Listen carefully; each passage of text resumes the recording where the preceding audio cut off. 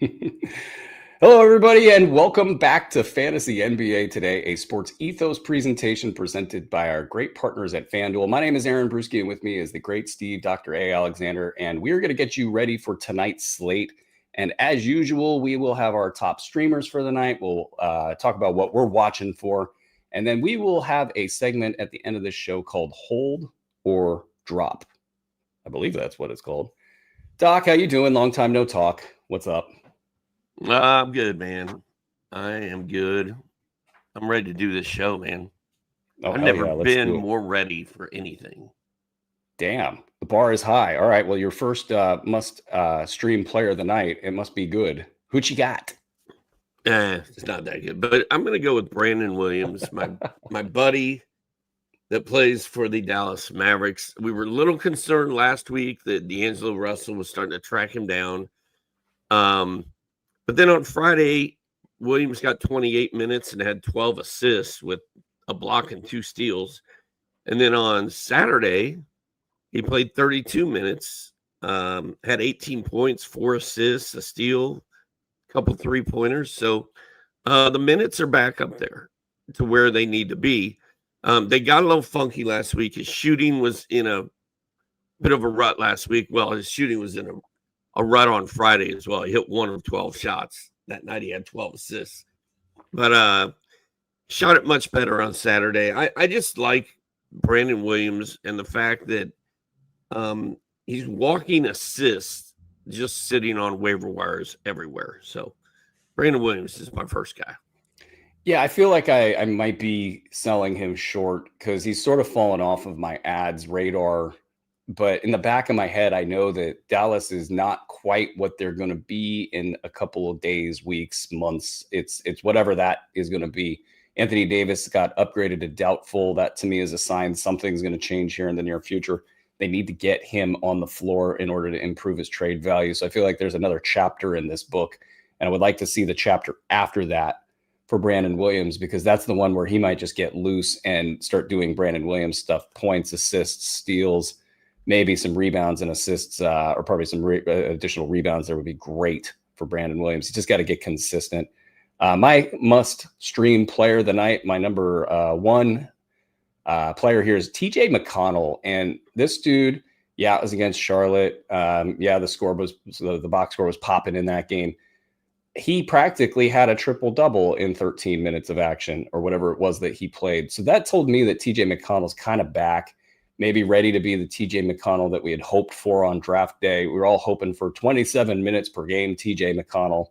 And with that kind of a run, and if he's super on the ball, he's going to be a top 75 guy. It hadn't really happened for him this season until that last game. So I'm pretty excited about watching him tonight. Doc, if you got any TJ McConnell thoughts, feel free to have at him. If not, who else you streaming tonight? Let's go with Najee Marshall. Let's stay with the Dallas Mavericks. 30 minutes on Saturday, 24 minutes on Friday, 34 minutes on Wednesday. He scored in double digits in 2 of those. He scored over 20 in one of them, had 9 points, 5 assists, 5 rebounds, and a 3 in the low-scoring game. And he had 2 blocks on Saturday. So he's a guy who doesn't get you a lot of steals and blocks, but he's going to hit threes. He's going to score points, and he can steal the ball. He hasn't had a steal in 3 games, but before that, he had at least 1 steal in a long streak of games. 1, 2, 3, 4, 5, 6, 7, 8, 9. Looks like 10 games straight with a steal. So that's kind of dried up, and he's really not a shot blocker, but I think the steals will be there, and then you should get some PRA, some decent PRA out of him. And he's due for another 25-point game any minute now, and I think it could happen tonight. Yeah, I've been waiting for the Najee Marshall explosion, and it hasn't really happened yet, but it feels like, why not now? I mean, they are still banged up, and they need that kind of a boost, and so I love him as a streamer. That's a great call right there. My next streamer action for tonight is Jordan Goodwin at home against the Houston Rockets. They need some beef out there.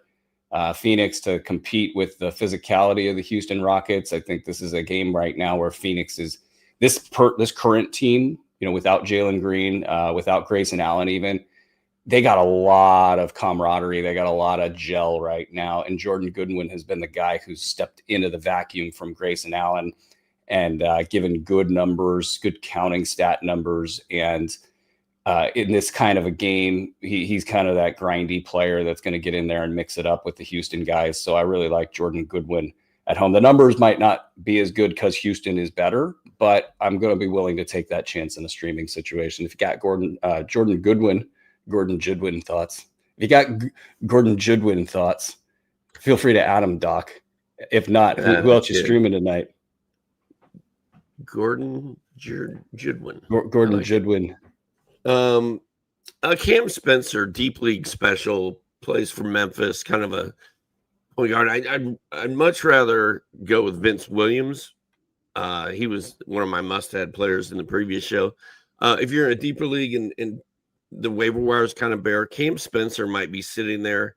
He had 17 points, 4 boards, 5 assists, a steal, and 3 threes on Saturday. He had 7 points, 6 assists, and a steal and a 3 on Thursday.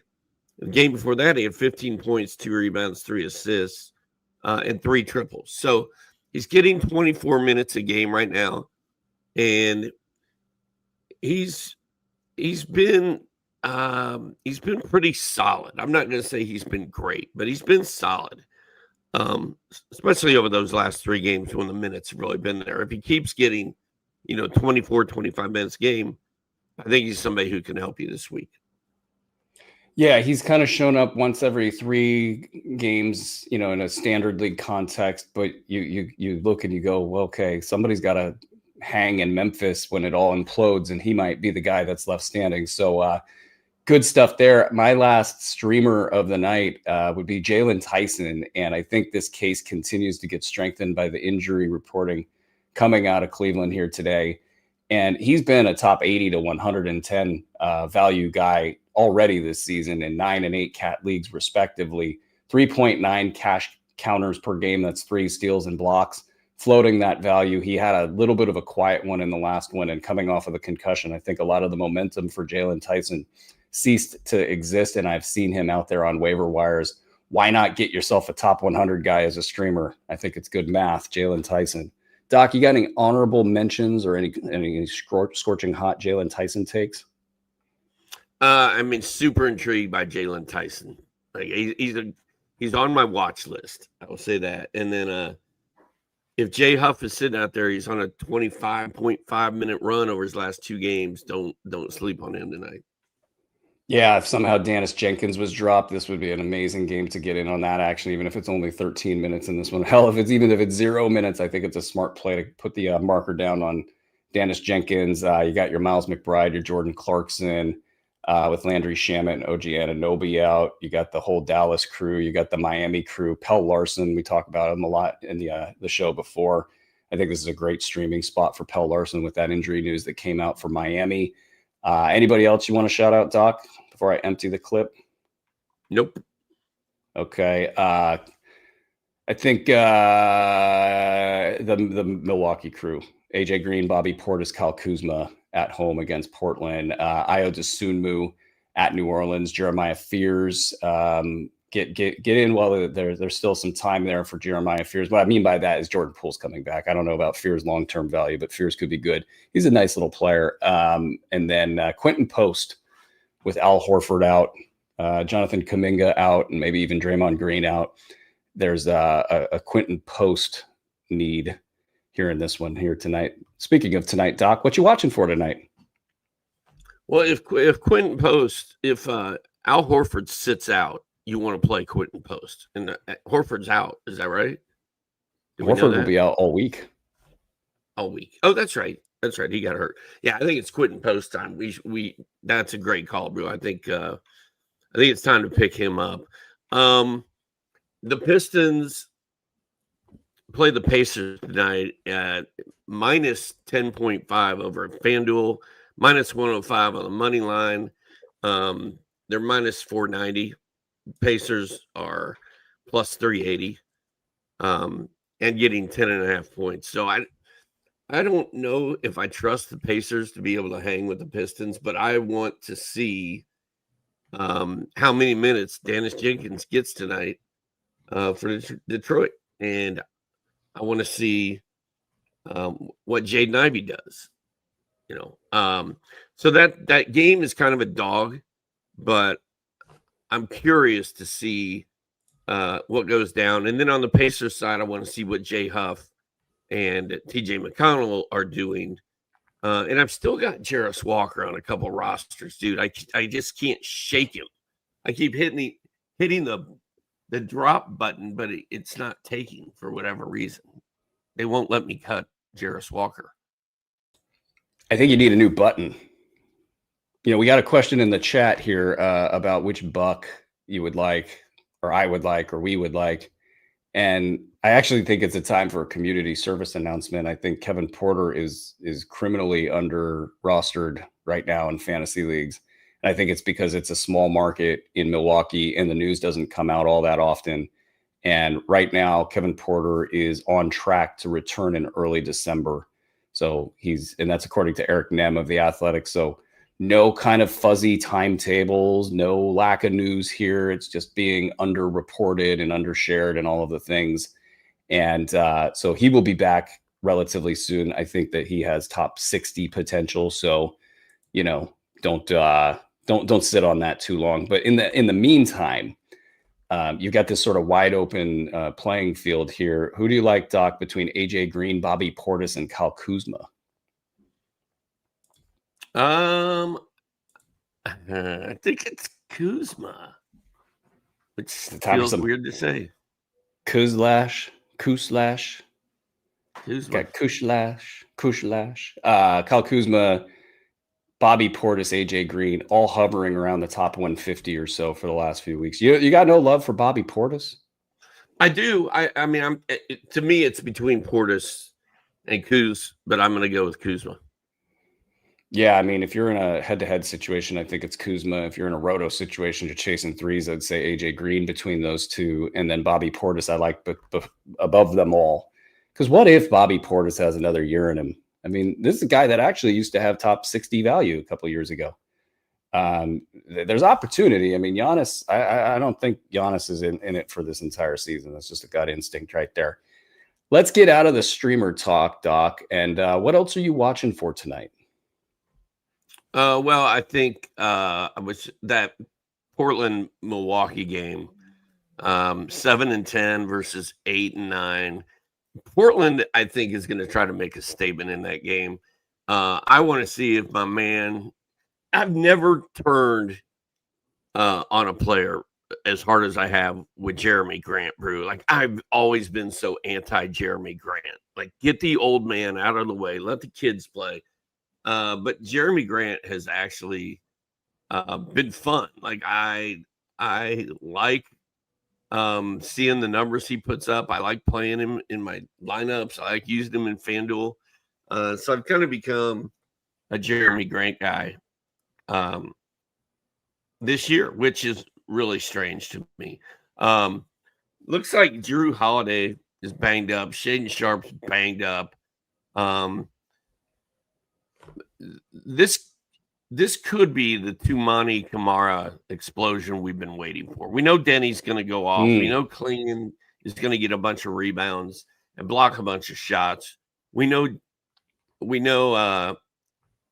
Love is going to do. Why am I saying Love? Grant's going to do stuff. No, probably because Caleb Love had 26 points the other day or whatever it was. What we don't know is this going to be the Tumani Kamara breakout game? It's been painful, but the last week has been a little bit better for Tumani Kamara. Just kind of tucked inside that late round number that you need so you don't drop the guy. And that this season has been enough for us to hang on to Tumani Kamara. And with these players injured and maybe a little bit of momentum here, hopefully you are right on the Tumani Kamara front. I will also be watching Dennis Jenkins. I think, as mentioned in last show, I'm placing the bet on talent, and I'm not dropping Dennis Jenkins anywhere. I'm going to make that hold. I'm going to see if we can get that top 125 value here in the short term, say within the next week or two. And then after that, I think once he survives that, I think he's on his way back up to the top 100. And if he can get his 30 minutes per game, the top 75 range. And I do think that they need his scoring in Detroit to be the top end team that they want to be. Going to watch the Noah Clowney show in Brooklyn to see if he can be consistent. Cooper Flagg in Miami. You got a Tyler Hero return angle there as well. But Cooper Flagg, Doc, how scared are you about Cooper Flagg just possibly being a top 100 guy this season? Is that just like early season rookie stuff, or should folks stay away from a buy low on Cooper Flagg? I think you can buy low on Cooper Flagg. I mean, Dallas is such a train wreck that I feel bad for Cooper Flagg. Like he's the face of their franchise, and that franchise is ugly. So I'm sorry, Cooper. That franchise has a face for radio. It does. I'm really going to be watching the Derek Queen show, Doc.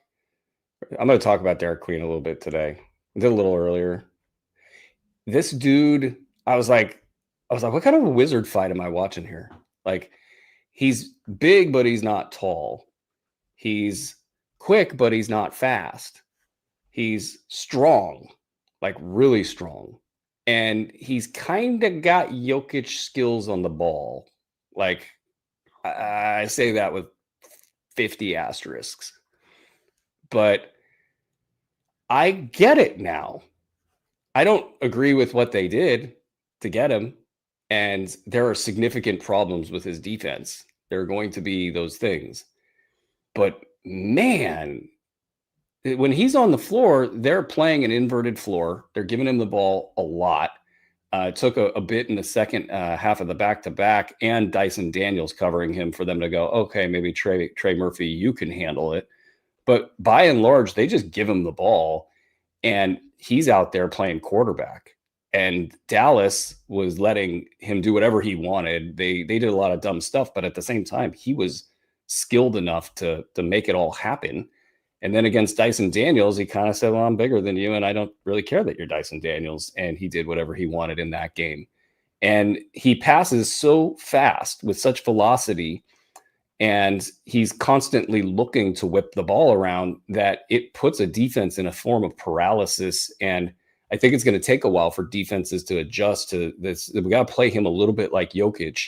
And it means you got to stay home on shooters a little bit more. And it opens up the middle of the floor, which, by the way, he can dribble as well as a lot of guards. Right. It was a fascinating thing. And at the same time, defensively, he's quick, but he's slow. He's slow on the high end speed. So people could just blow right by him. How this all materializes, because they've made a commitment to Derek Queen. He could be a top 50 guy easy going forward. And he's kind of shown that already. So where does he really fall in, Derek Queen? I don't know if you got any great DQ talk over there, but I also like Houston at Phoenix. I'll just keep going. I love watching Sacramento basketball. I love Ace Bailey. I love Kyle Filipowski, and we should all get an apartment together. That's all I got. Doc, let's get into hold or drop. We got some interesting names here. We got Cedric Coward. Hit, hold, or drop. How you feeling about that? Are you Cedric Coward guy? He's been 111th over the last 3 weeks in ACAT, and I like Cedric Coward. I kind of feel like he's a hold. Drew, what do you think? Are you holding Cedric Coward, or are you dropping him?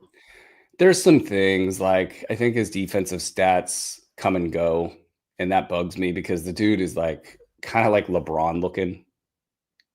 Like if Cedric Coward was in 1996 or whatever it was, when LeBron was starting to hit the newspapers and the magazines and Sports Illustrated, like, would you have been as excited? I mean, we saw LeBron and he looked all freaky. Cedric Coward looks that freaky.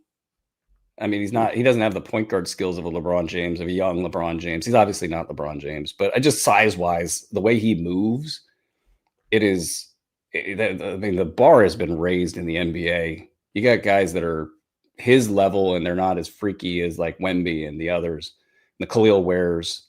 Cedric Coward is that guy. I would be buying low here. I would be buying with like I'm at a number 110 rank over the last 2 weeks in 8 cat leagues. Cedric Coward. I would be buying anything with anything outside of the top 100. I would easily spend to get Cedric Coward, maybe even a top 75 with an arrow pointing down. What do you think about Trey Jones, Doc? Is it over for Trey Jones? Yeah, you got Giddy doing Giddy stuff. You got Kobe White back. I think Trey Jones is hurt now, especially, it's Monday, beginning of the week. I'm dropping Trey Jones, pick somebody up. Yeah, I'm good with that. It's been a nice run. Him and Kevin Herter. It's just too much Kobe White. Kobe White's going to take the air out of the box score, and in a good way. And Kobe White's been awesome, and he's a great player, and I love watching him play. Quentin Grimes shows up on this list with 127 rank over the last 2 weeks. How you feeling about old Quentin Grimes?